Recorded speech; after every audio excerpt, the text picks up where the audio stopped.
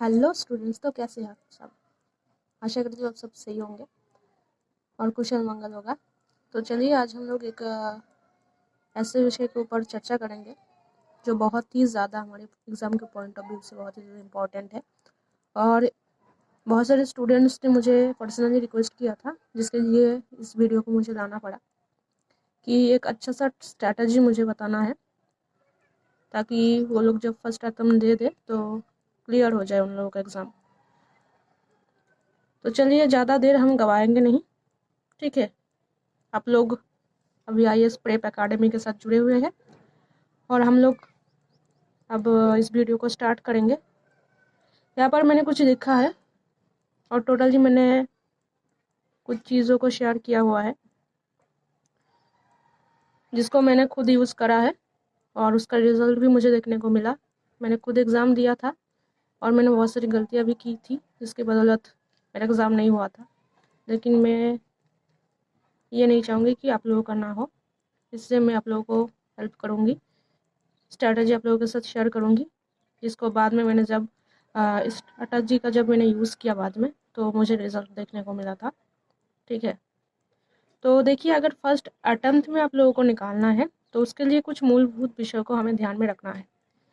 मैंने यहाँ पर दिया हुआ है कि हाउ टू क्लियर 2026, मतलब 2026 का जो एग्ज़ाम आने वाला है प्री का, तो उसको हम कैसे निकाल लें, ठीक है। यहाँ पर मैंने कुछ चीज़ों को नोट किया है, उसको मैं समझाऊंगी, तो वीडियो के अंत तक बने रहिए। बहुत ही ज़्यादा हेल्पफुल होने वाला है ये वीडियो।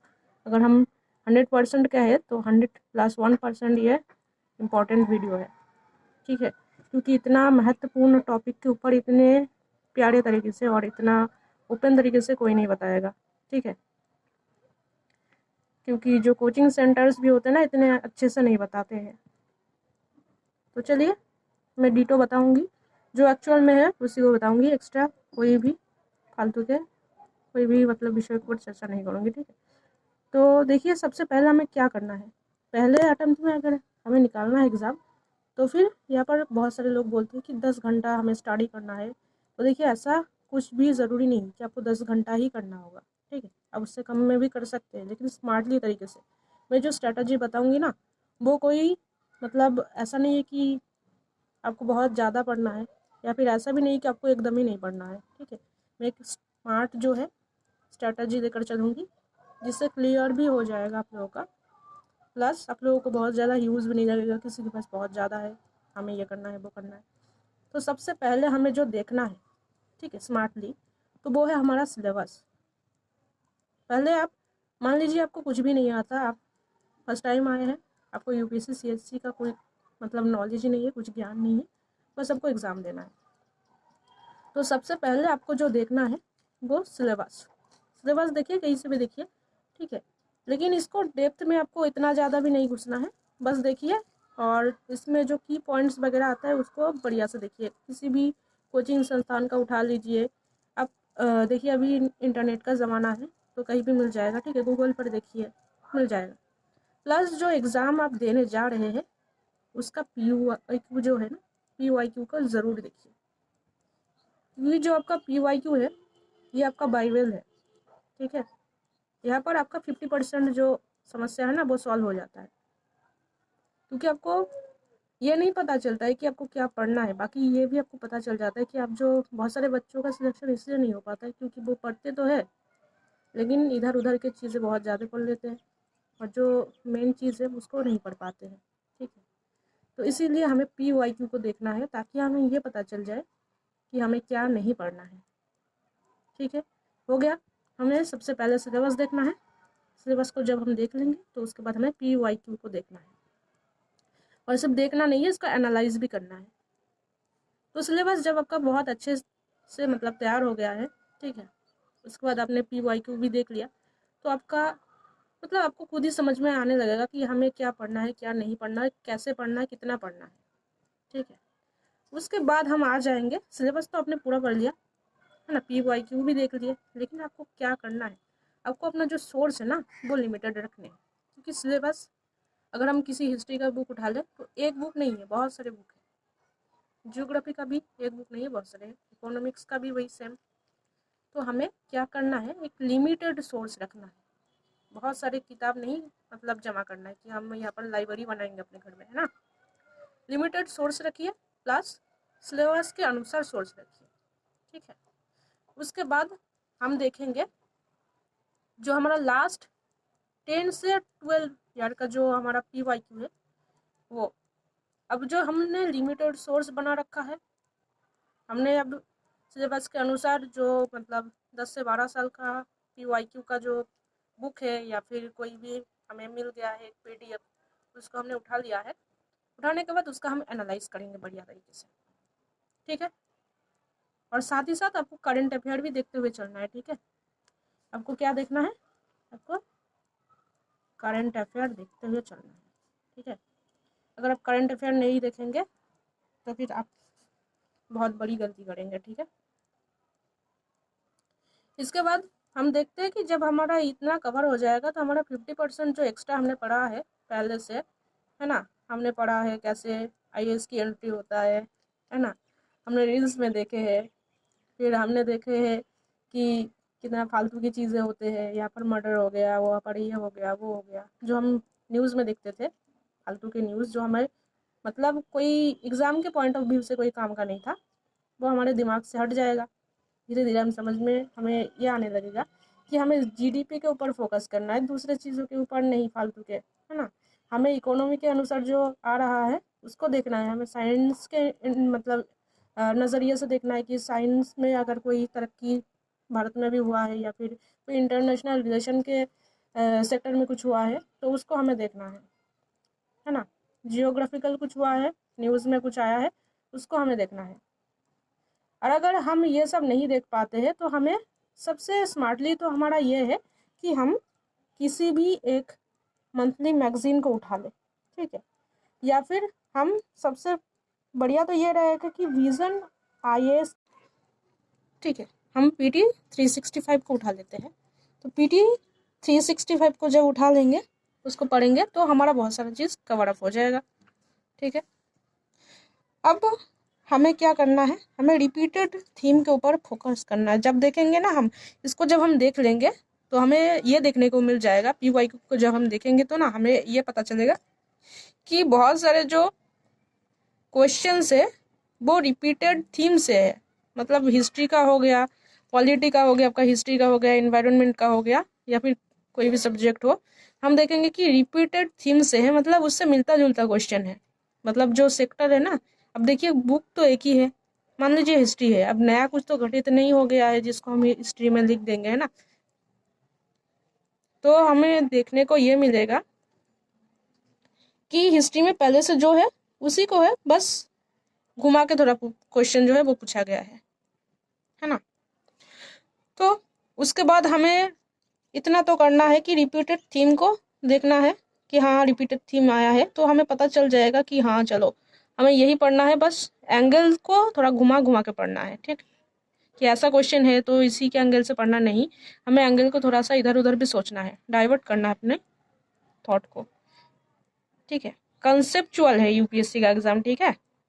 कोई फैक्ट वगैरह इतना रट के जाओगे सिर्फ तो नहीं हो जाएगा, फैक्ट तो है लेकिन आपको कंसेप्ट भी आपका क्लियर रखना होगा।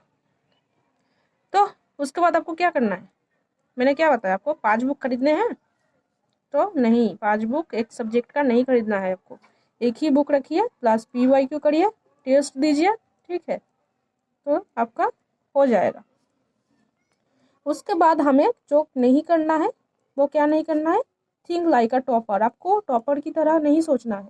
बहुत सारे जो टीचर्स बोलते हैं ना कि हमें टॉपर की तरह सोचना है, तो नहीं, टॉपर की तरह नहीं सोचना है आपको। किसकी तरह सोचना है, आपको एक एग्जामिनर की तरह सोचना है कि UPSC का जो एग्जामिनर है वो कैसे सोचता है, वो क्या चाहता है हमसे, ठीक है, आपको वैसे सोचना है, ठीक है।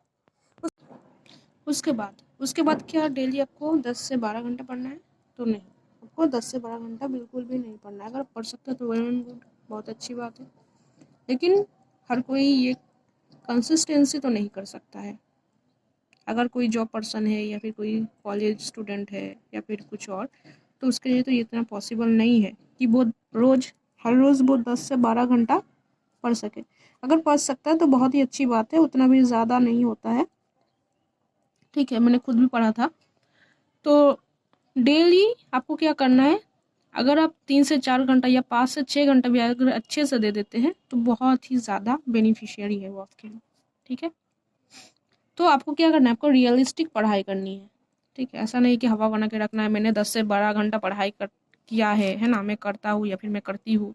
नहीं, आपको कोई फेक वगैरह प्रोमिसेस नहीं करनी है अपने आप से, क्योंकि अगर आप धोखा दोगे तो अपने आप को ही दोगे, ठीक है। किसी और को यहाँ पर आप धोखा नहीं दे रहे हो, अपने आप को दे रहे हो। अगर झूठ बोल रहे हो तो अपने आप से झूठ मत बोला करो। अब क्या करना है, 3 से 4 घंटा तो पढ़ ही सकता है कोई, अगर नहीं पढ़ सकता है फिर यूपीएससी स्किल्स नहीं है, ठीक है, वो कुछ और काम करे। सुनने में खराब लग सकता है लेकिन ये सच बात है। अगर आप 3 से 4 घंटा भी अपना डेली रूटीन से आप नहीं निकाल सकते यूपीएससी के लिए तो फिर छोड़िए, जाने दीजिए। क्योंकि एग्ज़ाम का अगर आप प्रैक्टिस भी करेंगे ना तो 3 घंटे का पेपर होता है आपका, है ना, जो मेंस का आप एग्ज़ाम लिखते हैं, तो वो कैसे देंगे आप? तो 3 घंटा तो आपको निकालना ही पड़ेगा ना, निकालना पड़ेगा। सो 3 से 4 घंटा कम से कम, अगर ज़्यादा दे सकते 5 घंटा, 6 घंटा, 7 घंटा, 8 घंटा तो बहुत ही अच्छी बात है।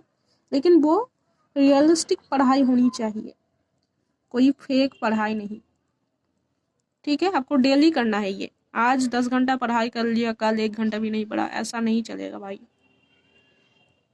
उसके बाद आपको बांट लीजिए आप अपना जो भी है पढ़ाई को।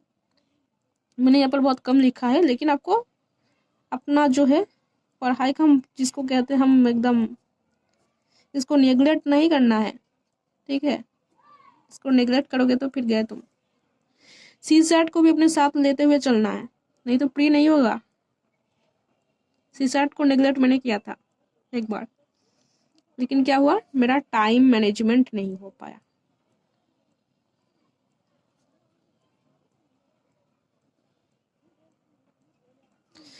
टाइम मैनेजमेंट बहुत बड़ा फैक्टर है यहाँ पर। आपको प्रैक्टिस उस हिसाब से ही करना है, टाइमर लगा के करो हो सके तो, अगर पास करना है पहले अटेम्प्ट में तो टाइम मैनेजमेंट आपको बढ़िया तरीके से करना आना चाहिए। तो क्या करना है, हमें डिवाइड करना है। डिवाइड करने के बाद हमें, मान लो हमने जो 1.5 घंटा है उसमें हमने स्टैटिक पढ़ा, ठीक है। मैंने यहाँ पर सिर्फ 1.5 घंटा ही लिखा है, और भी मान लो कि और 1.5 घंटा इसमें ऐड कर लो कि 1.5 घंटा हमने सीसैट किया डेली, इसको ठीक है डेली करना है। उसके बाद हमने 1 घंटा जो है PYQ या फिर MCQ जो है उसको देख लिया, ठीक है। उसके बाद हमने रिवाइज वगैरह किया थोड़ा। तो हमें लास्ट 4 मंथ क्या करना है, 4 मंथ में हमें स्टैटिक, जो मतलब मैंने पहले जो भी बताया आपको स्टैटिक पढ़ना है, तो वहाँ से आपको अपने जो भी पढ़ा हुआ है ना, तो टोटल को आपको रिवाइज करना आपको, प्लस आपको PYQ जो है उसको रिवाइज करते रहना है। आपको मॉक टेस्ट जो है उसको देते रहना है, आपको इसको देना ही पड़ेगा, और उसका एनालाइज भी करना है। ऐसा नहीं है कि सिर्फ देकर रख दिया, आपको एनालाइज करना है जल्दी से, ठीक है। आपने जितना भी मतलब कोचिंग सेंटर वगैरह जिससे भी उठा सकते हैं 10-12 उठा लीजिए। एग्जाम के कुछ दिन पहले भी उठा के आपने अगर दिया है, बहुत अच्छे से टाइमली दिया है तो बहुत ज़्यादा बेनिफिशियरी होगा, ठीक है। आपका जो वीक एरिया है लास्ट 4 मंथ आप उसके ऊपर काम करो। काम करने के बाद आपका जो सीसेट है, सीसेट को भी प्रैक्टिस करते रहो, ठीक है, ठीक है। इसको प्रैक्टिस आपको करना ही पड़ेगा। आप टाइम निकाल लो। अब एग्जाम में कितना टाइम होता है आपको, 2 घंटा दिया जाता है, 2 आवर। तो 2 आवर आपको सिर्फ प्रैक्टिस करना है, घर पे आप प्रैक्टिस करिए। एग्जाम के कुछ दिन पहले से भी आप प्रैक्टिस करिए। किसी भी कोचिंग संस्थान का एक उठा लीजिए टेस्ट सीरीज, ठीक है, उसको दीजिए, 10-12 उठा लीजिए। उठाने के बाद करिए। अगर आपके पास ऐसा कोई सुविधा नहीं है तो आप ऑनलाइन से देखिए, आपको ऑनलाइन पर भी मिल जाएगा। PYQ को आप मान लीजिए 2019 का, 20 का, 21 का, कोई भी हो, उसको टाइमर लगा लीजिए और उसको सॉल्व करिए, ठीक है। टाइम के अंदर सॉल्व करिए। PYQ आपने बहुत पहले अगर पढ़ रखा है, आपको एकदम रटा हुआ है, तो फिर मत करिए तभी। तो चलिए, हमने जो भी देखा अब तक तो उसको थोड़ा सा शॉर्ट वे में देख लेते हैं। सबसे पहले आपका सिलेबस कवर करना है, PYQ को देखना है, फिर सोर्सेज जो है उसको लिमिटेड रखना है, प्लस प्रैक्टिस करते रहना है। प्रैक्टिस करेंगे, सीसेट को लेते हुए चलना है, ठीक है। उसके बाद हमें जब टाइम आएगा, बहुत सारे कोचिंग संस्थान का मिल जाता है, ठीक है, एग्ज़ाम से पहले। तो आपको क्या करना है, टेस्ट सीरीज जो है उसको देते रहना है, मॉक टेस्ट आप देते रहिए, मॉक टेस्ट देना है आपको, मॉक टेस्ट देते रहिए, ठीक है। उसका एनालाइज भी करिए, उसका एनालाइज भी करना है आपको, ठीक है। जब आप मॉक टेस्ट देंगे उसका एनालाइज करिएगा तब आपको समझ में आ जाएगा कि आप कितने पानी में हैं। उसके बाद आपको टाइमर लगा के करना है, टाइम मैनेजमेंट, ठीक है। टाइम मैनेजमेंट आपको करना है। टाइम मैनेजमेंट आपका हो गया, फिर आपको मान लीजिए एक मिनी एग्जाम आपको देना है घर पे बैठकर, ठीक है। आप बैठ जाइए, टाइमर लगा लीजिए और फिर एग्जाम दीजिए। एग्जाम आपको देना है इसलिए क्योंकि आपका टाइम मैनेजमेंट हो जाएगा इससे, ठीक है। और आपको समझ में आ जाएगा कि माहौल कैसा होता है, हमें कितना जल्दी करना है, ठीक है। उसके बाद फिर जाइए फाइनल डे में एग्जाम दीजिए, ठीक है। उसके बाद देखिए क्या होता है। और मैंने जो अभी मतलब बताया है यहाँ पर, ठीक है, एकदम मैंने खुद करा है, खुद के पॉइंट ऑफ व्यू से मैंने बताया।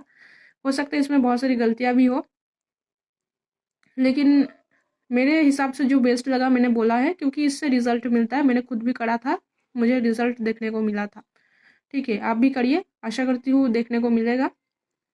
और एग्ज़ाम आने वाला है, ज़्यादा टाइम नहीं बचा है, प्रैक्टिस का टाइम है अभी, है ना। प्री के लिए एकदम प्रिपेयर हो जाइए। करंट अफेयर को साथ साथ आपको लेते हुए चलना है, ठीक है। मैंने करंट अफेयर नहीं बताया था यहाँ पर, आपको करंट अफेयर को साथ साथ लेते हुए चलना है, क्योंकि अभी के टाइम में करंट अफेयर बहुत ज़्यादा वेटेज रखता है, ठीक है।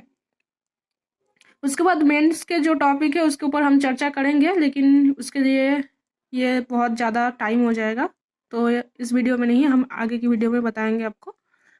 और बाकी जो कैसे आंसर राइटिंग लिखा जाता है या फिर कैसे क्या किया जाता है, ठीक है, पूरा एग्ज़ाम का पॉइंट ऑफ व्यू, नोटिफिकेशन वगैरह, या फिर कुछ और जो पर्सनल आपको गाइडेंस वगैरह की ज़रूरत पड़ता है, तो उसके लिए भी आप मुझे कमेंट में बता सकते हैं, मैं आप लोगों को ज़रूर हेल्प करूँगी, ठीक है।